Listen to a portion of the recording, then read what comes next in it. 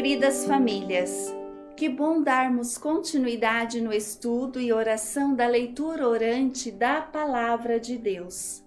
A vivência com a Palavra é fundamental e essencial para cultivar e crescer na amizade com Deus e com os irmãos. O método utilizado para o estudo bíblico que apresentamos é a Lécio Divina, ou como já foi explicado pelo Padre Rodrigo no vídeo anterior, a leitura orante da Palavra de Deus. Podemos sintetizar 4 passos importantes deste método orante da Igreja: leitura, meditação, oração e contemplação. Mas tudo isso é em fruto da transformação da vida pessoal, familiar, profissional, social, ou seja, os frutos de quem reza é percebido na vida cotidiana. Para facilitar a nossa compreensão é que temos esses 4 passos, pois o Senhor, na liberdade do seu Espírito, pode elevar a oração e a contemplação no momento que lhe aprouver. É preciso, portanto, estar aberto à ação do Espírito Santo, que reza e age em nós. Neste vídeo, veremos um pouquinho do segundo passo, a meditação.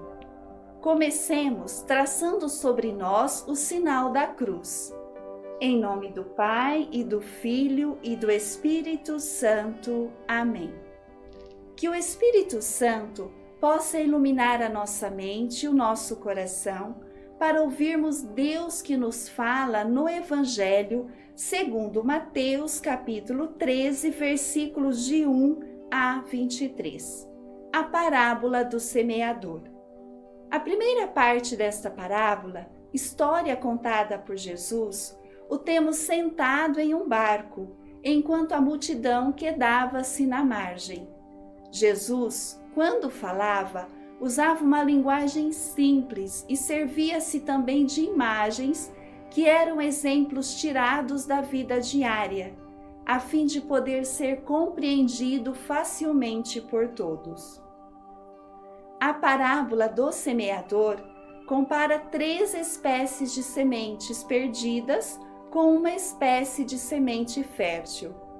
As sementes se perderam porque caíram em solos ruins, à beira do caminho, em sítios pedregosos e entre os espinhos. Mas as sementes que caíram na terra boa deram grandes resultados. Após a leitura atenta do Evangelho, vamos fazer o exercício de ter entendido a história contada por Jesus. E agora, passemos à meditação do texto bíblico. Mas o que é meditação? Ou seja, o que o texto diz de forma pessoal para mim? Este é o momento de se colocar diante da palavra. É hora de ruminar, saborear a palavra de Deus. Na meditação, vamos questionando, confrontando a passagem com a nossa vida, por meio do Espírito Santo. É o ato da inteligência que nos coloca acima dos sentidos. Para que a palavra possa penetrar e produzir os seus efeitos em nós, é necessário constância e perseverança no exercício de meditação. Bom, agora retomemos na prática a meditação da parábola do semeador, para atualizar o sentido do texto. Permaneça sentado, confortavelmente. Se estiver em grupo, rezando com a sua família, pode ser em círculo, mas o importante é que esteja com a palavra de Deus em mãos e já tenha feito a leitura do texto de Mateus, capítulo 13, versículos de 1 a 23. O que o texto me diz? É um importante momento de tomada de consciência do que Deus está falando para você ou para o grupo ou sua família, a partir do texto escolhido. Trata-se de ir um pouco mais além da letra do texto e perceber o que Deus lhe revela nas palavras do texto sagrado.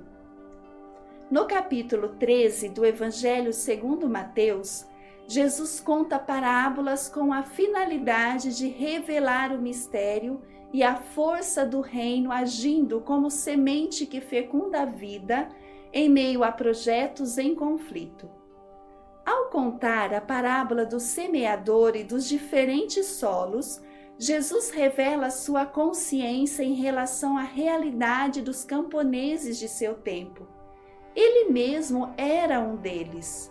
Nem todos os camponeses tinham acesso às terras boas, controladas pelos que tinham mais poder.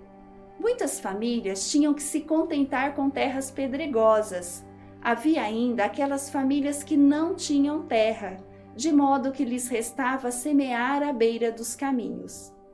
Seremos como a terra da beira do caminho quando ouvimos a palavra do reino, mas não a compreendemos, fechando-nos ao discernimento. Logo, vem o maligno e arranca a palavra semeada. O maligno é toda a força inimiga da vida, adversária de Deus e que nos seduz, afastando-nos do caminho de vida para colocar-nos sob a escravidão. Seremos como o terreno cheio de pedras se ouvirmos a palavra com alegria, mas logo desistimos por medo da tribulação e da perseguição, por parte das autoridades e de todos que não aceitam o projeto da justiça do reino para todas as pessoas.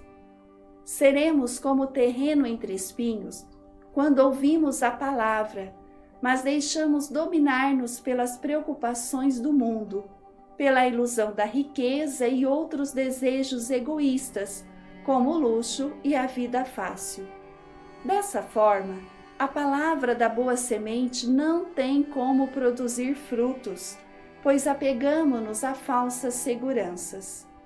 Com esta parábola, Jesus quer ensinar-nos que o reino é dom de Deus e não depende só de nossos esforços. A semente, a sua palavra de vida, é lançada pelo próprio Deus. Na meditação, posso ir percebendo que a semente que caiu em terrenos duros de terra batida faz-nos pensar em corações insensíveis, egoístas, orgulhosos, onde não há lugar para a palavra de Jesus e para os valores do reino. A semente que caiu em sítios pedregosos, que brota nessa pequena camada de terra que aí há, mas que morre rapidamente por falta de raízes profundas, faz-nos pensar em corações inconstantes, capazes de se entusiasmarem com o reino, mas incapazes de suportarem as contrariedades, as dificuldades, as perseguições. A semente que caiu entre os espinhos e que foi sufocada por eles, faz-nos pensar em corações materialistas, comodistas, instalados, para quem a proposta do reino não é a prioridade fundamental. A semente que caiu em boa terra e que deu fruto abundante, faz-nos pensar em corações sensíveis e bons, capazes de aderirem às propostas de Jesus e de embarcarem na aventura do reino. Queridas famílias, o semeador é Jesus. Observamos que, com esta imagem, ele se apresenta como alguém que não se impõe, mas se propõe. Ele espalha com paciência e generosidade a sua palavra, como uma semente que pode dar fruto. E como pode dar fruto? Se a acolhermos. Perguntemos se o nosso coração está aberto para acolher com fé a palavra de Deus. Questionemo-nos se os nossos pedregulhos da preguiça, da falta de compreensão, da superficialidade, da divisão dentro de si mesmo ainda são muitos e grandes. Encontremos e chamemos pelo nome os vícios, tirando as pedras e os espinhos que sufocam a palavra. Por isso, a palavra diz respeito sobretudo a nós. Com efeito, ela fala mais do terreno que do semeador. Como nos ensina o Papa Francisco, Jesus faz, por assim dizer, uma radiografia espiritual do nosso coração, que é o terreno sobre o qual a semente da palavra cai. O nosso coração, como um terreno, pode ser duro, impermeável, mas pode ser bom, e então a palavra dá fruto e muito. Pedimos à Mãe de Deus e nossa, que soube tão bem acolher a palavra de Deus e impô-la em prática, que nos ajude a purificar o coração e vos mantenha na presença do Senhor. É importante ressaltar que a meditação do texto bíblico não se deve limitar ao tempo do exercício da Lécio Divina, mas somos chamados a continuar a meditar a palavra durante o nosso dia e mesmo no decorrer de nossos trabalhos e atividades, permitindo à Escritura de realizar um trabalho de frutificação interior em nossa alma. No próximo vídeo, será visto como rezar a palavra de Deus em família. Peço ao Sagrado Coração de Jesus e à nossa querida bem-aventurada Clélia Merloni que acompanhem cada um de seus passos e que a palavra de Deus frutifique em sua vida e na de sua família. Amém.